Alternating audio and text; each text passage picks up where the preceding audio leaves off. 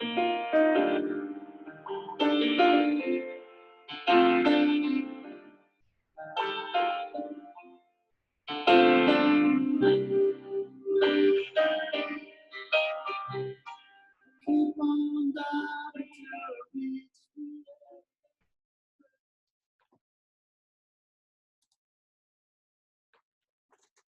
there. Welcome to another video, which should be obvious. Um, um, talking about poetry. This is really the first poetry video, and what I want to do is kind of the exact same thing I would do in the classroom, where I tell a little anecdote to introduce a poem, read the poem, talk and analyze the poem, and then really talk a little bit about your first poetry assignment. So I'm going to try to do this really quickly and make this a reasonably short video. That was the Style Council from their 1988 album Confessions of a Pop Group. It's a very deep C, which you know, I couldn't figure out what song would be most appropriate to start this video, so I just went with the first thing I came across. But yeah, I kind of like that piano intro, right? One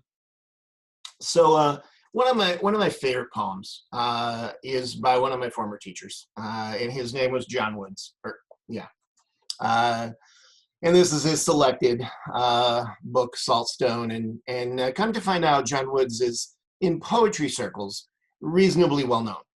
In fact, a lot of the poet laureates that are sort of the, you know, think about them as the king or queen of poetry in the nation, you know, often pointed to John Woods as a huge influence, even though John Woods was never poet laureate. I discovered John Woods really totally by accident. After graduating from a little private school where I went as an undergrad, Kalamazoo College, I didn't know what the hell to do. I served an internship at Marvel Comics, and I could have gone back there, but I was really overwhelmed by New York, and I just couldn't imagine myself living in New York, and I really had no money. And so I decided to go to Western Michigan University, which is in the same exact town, so I didn't have to move, study to be a public school teacher. So I went to Western and took some, you know, those teaching classes that you take, and also took French because I failed it my senior final quarter at K, and I had to make it up.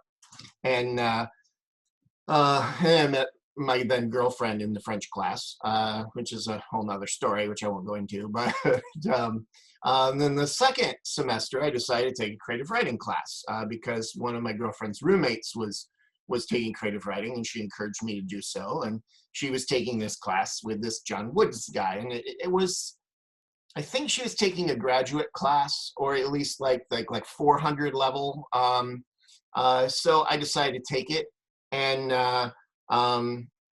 met John Woods and a lot of other writers. They're still friends of mine today. And we did this thing called workshop, you know, where we would every week we'd bring a poem, and we would all read our poems, and then we would talk about them. And the writer had to shut up while everybody else talked about the poems. And then you could ask questions, but you couldn't really defend or explain. You could just ask questions and then move on. And after my experiences at K, I wasn't really prepared for the harsh criticisms that I received from John Woods. He was really kind of a dick. He would just make fun of my poems, and other people's too, not just me. He would be sarcastic and crack these jokes, and it was kind of humiliating, but it also toughened me up, and I thank him for that. It was also weird, and it's hard for me to talk about John or read John's poems without imitating John, because he had this condition called scleroderma. And scleroderma is this condition in which your skin hardens, and then eventually your internal organs harden and you die. And so when I met John, he couldn't unclasp his hands. So he would gesture like this when he was reading. and he couldn't unclasp his hands, but he could play the piano like that. It was pretty amazing. So he died a few years after I met him. I think 10 maybe. And then shortly before his death, I went to his house and with some other writers, and we all sort of had a drinking session where we read poems. And John's the reason I went to graduate school, because my grades were not stellar from my undergraduate. When I tried, I got A's, and when I didn't try, which was most of the time, I didn't get A's. And it wasn't because I was idle. It was usually because I was like doing something at the radio station or putting on a huge avant-garde theater presentation with 45 people in 2 bands. So yeah, I was busy.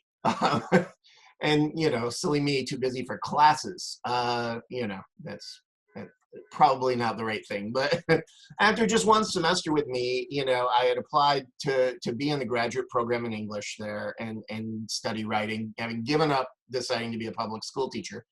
And they weren't going to accept me because my grades were not great. And one of my ex-girlfriend's fathers taught there, and that's a whole nother story. But anyway, John said, you gotta let this guy in. He's really good. And I found that out much later. Nobody told me at the time.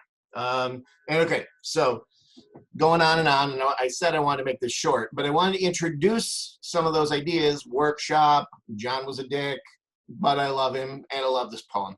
And so let me share the screen, and I put it up in the classroom so you can read it. And one of the first prompts is going to be imitation. And really that's the purpose of what I'm talking about here, is that you find a poem you like, you analyze it, you figure out why it works, what it's doing, what it's about, how it goes together, and then you imitate that. So I know you can read this on your own, but this is what I would do in the live classroom face to face. And so I'm going to read it to you and then talk about it. It's called Lying Down with Men and Women by John Woods. When we came up from water, our eyes drew to the front of our heads, and we had faces. And when we came up on our knuckles, we held fruit to our mouths and wanted to know the chemistry of sweetness. Then as we walked down the earth's curve, trees and hills got in our way, so we moved them for roads and newsprint and wreckage. Part of every day, the water mood and the tree mood rise in our bodies, and we must lie down a bit to honor our lost tails and gills. When we lie on our backs, we see so far away we try to give names to light like wild dogs we have taught to lick our hands. And when we lie on our faces, we see too close the blank wall at the end of the corridor. And so we lie down with men and women because we are terrified. And sometimes, for that reason, we stand up and kill. Now, this poem, this is a powerful poem, I think. And I really enjoy reading it. And I'm gonna share this with you multiple times. I'm gonna read things, so get used to it. I'll try to not do it in every single video. Maybe sometimes I'll just dive in. We'll see. But this poem does a lot of the things that I think that you got to think about when you're writing your own poems, And so some of the things just obvious to learn about this, right, is it's got a good title. It's got a good title that has part of the theme. It's not a line exactly, but it's from one of the lines. So that's good. You got to give your poem some kind of title. It doesn't have to be provocative, but it's got to make us want to read it, though there's difference of opinion on that, because some people don't title, like Emily Dickinson didn't title, and E. Cummings didn't title. So it's not a rule. A lot of these things are not rules. They're general principles. I feel a poem has to have a killer last line. And this poem has a killer last line. In fact, it has a line about killing. But it doesn't always have to be about killing to be a killer last line. It's just got to be strong. Like one of my friends says, and with a bang, not with a whimper. That's a T.S. Eliot reference. But it's got to be strong.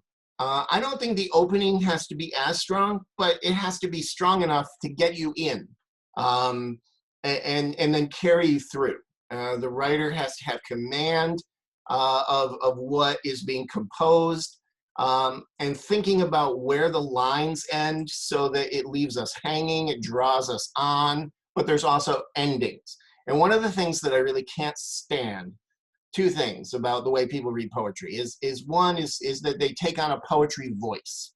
You know, they have a special voice. Suddenly, white American people are suddenly British, and they're like, when we came up from water, our eyes drew to the front of our heads, and we had faces. It's just ridiculous. And another thing that poets often do is they don't feel they can end sentences, so everything goes up. When we came up from water, our eyes drew the front of our heads, and we had faces. When we came up, you know, it's like all up. There's no endings, but there's periods. You can see the periods. There's periods. And it's grammatically correct, sort of.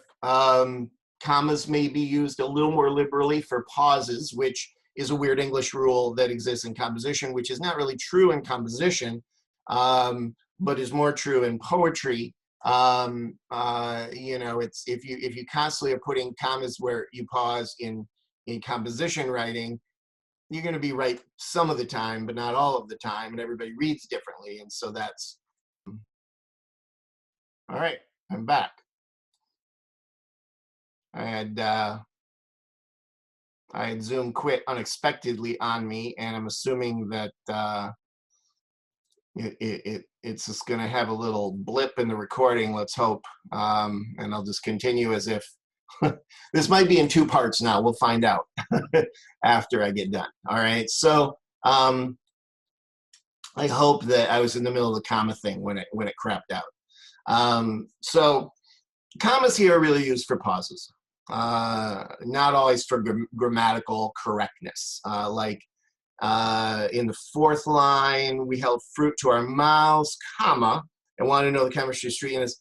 In real composition writing, you wouldn't put a comma there because you don't have a complete sentence on the other side of the and. But John did because he wanted the strong pause, both at the end of the line and with the comma. So you can take some liberal, you know, like artistic freedom with commas in poetry, right?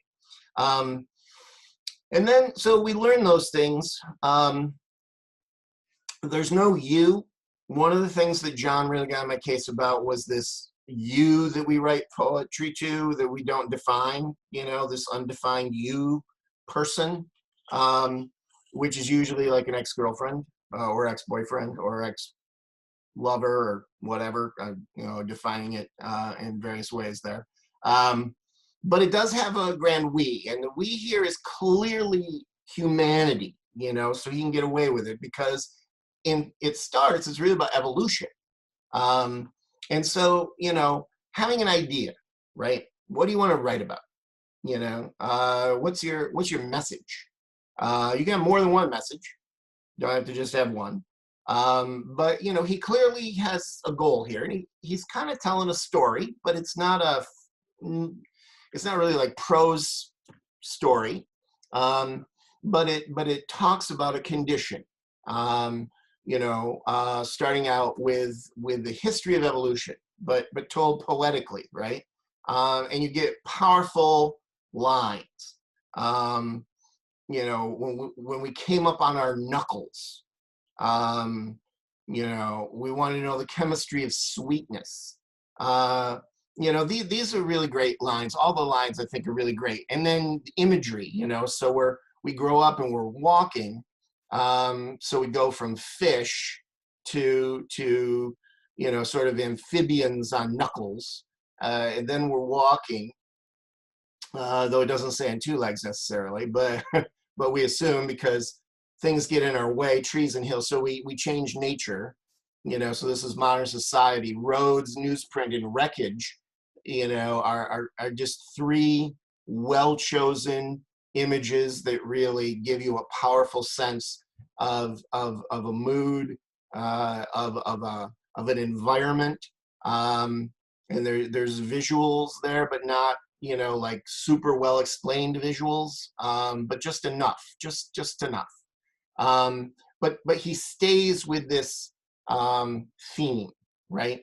That he introduces from the beginning, because he's introduced water, he's introduced trees that we got rid of. So now these things are lost, right? So now part of every day, the water mood and the tree mood. So there's these ancestral histories that are part of our genes or part of our spirit or whatever, you know, rise in our bodies. We must lie down a bit to honor our lost tails and gills. We have to, we're you know, and this is an explanation of sleep. It's an explanation of the fact that we're still animals, as advanced as we like to think we are, and that we still have to hibernate. And so he look at the structure. This is the kind of stuff to learn from a poem, right? When we lie on our backs, and then he's got an extended metaphor. When we lie on our faces, he's got another extended metaphor, but it's a little shorter, and it ends, because then he wants to get to the ending. When we lie down with men and women, which is from the title, then the title's from this or whatever. And then the killer last line, the ending, we're terrified, and sometimes for that reason we stand up and kill. Bam. You know, this is intense. It makes you think. It's got great images. It's obviously very well crafted. Every word matters. There's no excess. There's nothing that I would look at and say, you could cut that. It's tight. It's powerful. And when I say imitate, this is what I'm talking about.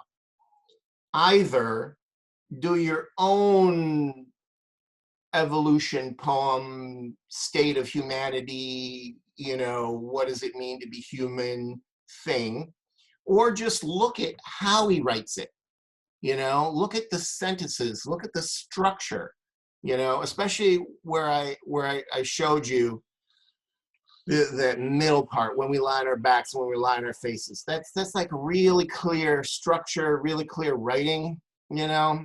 Just imitate that. Imitate the sentences, the way they work, how they function, you know, and you know where you need an image and where you're going to have verbs and that sort of thing. That's a way to imitate, you know. Other times, you know, what I've done is like with Sylvia Plath, the medallion. I took that and did my own medallion, or with Louise Bogan's memory. I didn't really like her interpretation of memory, so I did my own memory, but it was an answer to Louise Bogan, so I kind of referred to her poem a little bit in my poem. These kinds of things can get you started. They get you rolling, because we can't do poetry in a vacuum. We got to read poetry, except that I'm not going to make you read poetry or write about that, except maybe a very little bit here and there in the class, mostly not. Mostly I want that to be your initiative because it's what you want. So I gave you more poems in the classroom. Let me, you know, I added some more in here. There's some more I still have to add because I put a couple on the syllabus that aren't in here yet as of the making of this video. But I added Lady Lazarus here, Atwood's photograph of me, and ones that I haven't put on the syllabus yet, like this great Emily Dickinson poem, this great Stephen Dobbins poem, the C. Cummings poem. And I'm going to add poems by my other teacher, Herb Scott, The Fear of Groceries and Butcher's Dream. And some of these poems carry over in the poetry assignments. So I got the Emily and the Stephen Dobbins poem here. I got a poem of mine because, you know, I'm going to share here and there. In fact, I might participate in the workshopping. I haven't decided. I'd like to. If you're okay with it, I'm okay with it. And then it's kind of an article mixed with poetry from Anne Sexton, who's mind-blowingly fantastic. And I'll be sharing some of her poetry as well. But here's kind of what I put together. I mean, do a poem. It's got to be more than 5 lines, and it can't be one of the forms. No haikus right now, no limericks, you know, maybe later. No sonnets, which are really hard. I'm going to be posting some prompts, but one prompt just comes from this video. Just find a poem you like and imitate it, or maybe even this poem that I've been sharing. But you don't have to use a prompt to create this poem. But we'll have a thing in the class where you'll do so many prompts by the end of the quarter, and I'm thinking like one a week. It might, be just one a week. It might be just like 8 or 10, maybe, to round it up. And some of them will be pre-writing, brainstorming, or doing a writing journal, choosing to do a writing journal, which might count for like 2, I'm working on the plan. We'll be peer reviewing almost everything that we do. So be prepared for that in workshop. I'll read it, you all read it as well. But then I listed some things to think about. Poems don't have to rhyme. Poems can focus on any subject. We're not afraid of any words, by which I wasn't thinking about hate speech, because I am kind of not fond of hate speech. But what I was thinking of was profanity or things that people consider vulgar. That if it fits and it's not just for shock value, unless you have a good reason for shock value, you have some freedom. We're adults. Think about line endings. Start strong and stronger. Think about your voice. I didn't even talk about that with that poem, but it clearly has a voice. And who is the audience of the poem? We could really think about that as well. My wife has been nonstop listening to this Public Image Limited song, in which Johnny Rotten basically screams the written word is a lie. So I thought that was worth putting in here, just to get you to think. So ending it. Thanks for paying attention. No outro, because I probably went over time, and I want to make sure that it's not in 2 parts. Thanks for everything. Peace out.